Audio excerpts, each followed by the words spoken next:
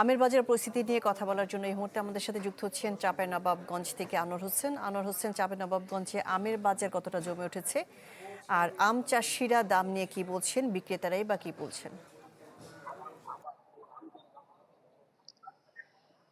হ্যাঁ, শাহনাজ, আমের রাজধানীতে এখন ধীরে ধীরে জমে উঠতে শুরু করেছে বছরের সবচেয়ে বড় অর্থনৈতিক যে মৌসুম, অর্থাৎ আমের মৌসুম।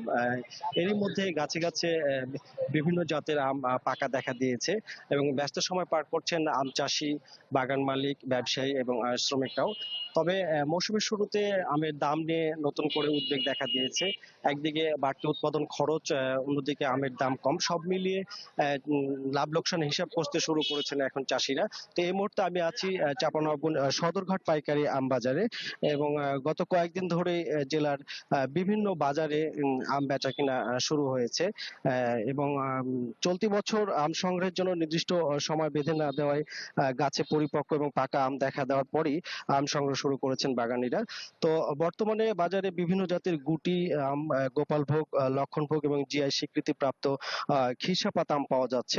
তো প্রতিদিনই বাজারে আমের সরবরাহ বাড়ছে। বাজার সংশ্লিষ্টরা বলছেন যে জেলার বাণিজ্যিক আমের বাজারগুলোতে কেনা বেচাও মোটামুটি শুরু হয়েছে। একই সঙ্গে বাগান মালিক এবং অনলাইন উদ্যোক্তারাও দেশের বিভিন্ন স্থানে আম পাঠানো শুরু করেছেন।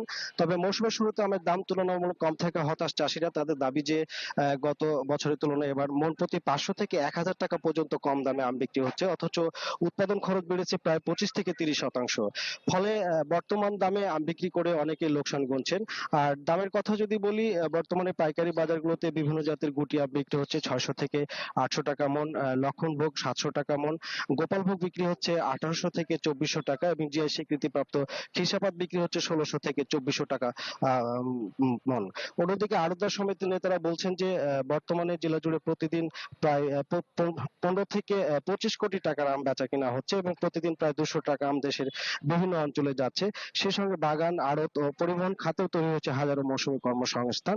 তো তবে মৌসুমের শুরুতে দাম নিয়ে চাষিদের মাঝে কিছুটা উদ্বেগ এবং হতাশা থাকলেও ব্যবসায়ী এবং কৃষি বিভাগের প্রত্যাশা যে সামনের দিনগুলোতে আমের সরবরাহ এবং বেচাকেনা আরো বাড়বে। এবং সেই সঙ্গে দেশের আমের রাজধানী চাঁপাইনবাবগঞ্জের কয়েক মাস ব্যাপী যে বিশাল আম অর্থনীতি গড়ে ওঠে, সেটি এবারও হাজার হাজার কোটি টাকার বাণিজ্যে রূপ নেবে, এমনটা আশা সংশ্লিষ্টদের। শাহনাজ।